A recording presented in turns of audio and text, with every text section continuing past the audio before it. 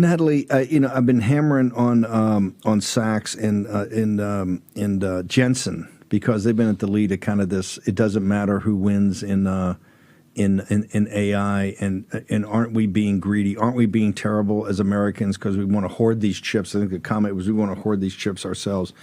You've done, and you're going to hang through the break. You've done some more investigative reporting. Kind of your wheelhouse has always been looking at the Chinese Communist Party and the subversion of our technology companies, the government process, all of it. You've got some amazing pieces up on Substack. What do you got for us? Well, yeah, we definitely got to go through all the details on that one because it's just maddening. But I think the point that I would make broadly, people like Jensen Huang, people like all of these sort of, China simps, people like David Sachs, is that this, I've never liked the idea of I can save it for after the break. Hang on. I want to see, anybody that gives me a CCP simp is going to, you hang on for a second. As the caissons go rolling along, it's going to take us out. Okay, welcome back. Natalie Winters, simp for CCP. Continue on, ma'am. You've got plenty of runway here. Well, I'm going to make that sentence even more interesting. I don't know if simp has ever been used in the same context as the Thucydides trap, but we're going to go there. But, they treat it, right, like it's, as you would say, a law of physics that you have, a rising power and then you have the United States. There's going to be some form of conflict. And they always sort of use that paradigm to explain how China is going to eventually overtake the United States. But I've never liked that because there's sort of this passive, agency and autonomyless view of what the United States can do to prevent that conflict. And people like David Sachs, people like Jensen Huang, that sort of ilk, not even the outright pro-China collaborating faction, but the sort of euphemistic wishy-washy crowd, those are the people who make that trajectory, the replacement of the United States, not in a unipolar world order, but us being replaced effectively by the Chinese Communist Party, not just a nightmare, but they make it reality.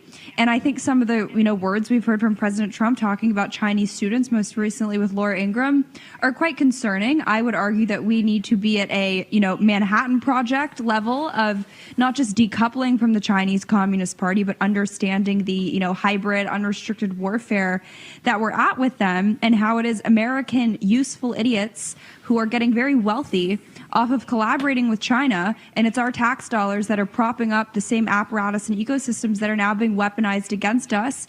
Case in point, everything to do, with the rare earths. I would just add, making America great again is not about turning Jensen Huang into, a kleptocratic trillionaire or David Sachs into a kleptocratic, decamillionaire.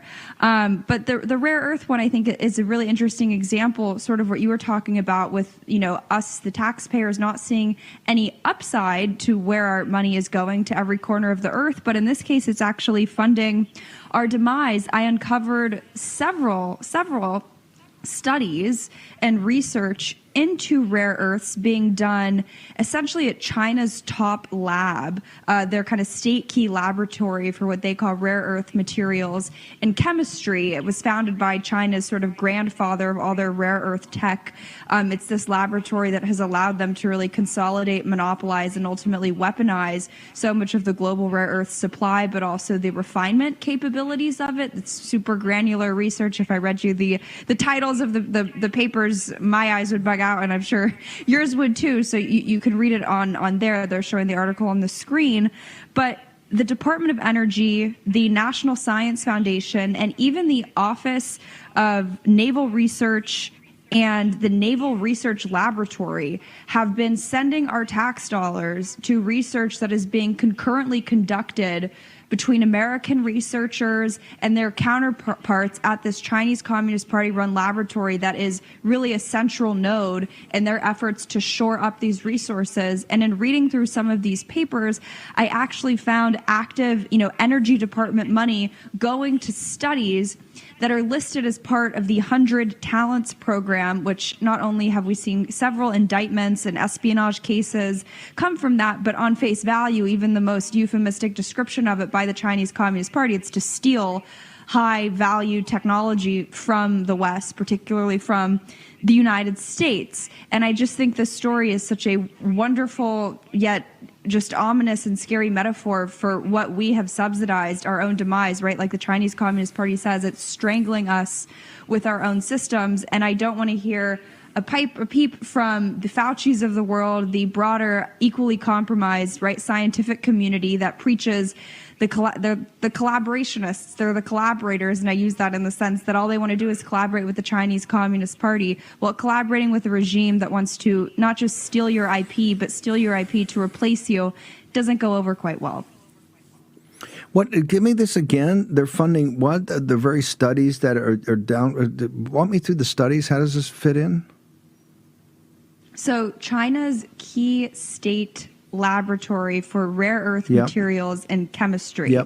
This is the group that, like I said, is their foremost tip of the spear sort of organ that is conducting the actual research. So on several research papers, nearly a dozen, listed in their funding. So this is research that is potentially, in some cases definitely, but some cases it's a gray area, being done in China, certainly conducted by researchers from this lab, and it's tax dollars from the Navy, the Department of Energy, and the National Science Foundation going and supporting this work. Hold it, full stop. You're telling me that branches of the U.S. government are funding research at a CCP center on rare earths done by CCP researchers. Our tax dollars are funding that. Yes, sir. And I almost got deja vu to the COVID times. But yes, exactly. That's exactly what's happening.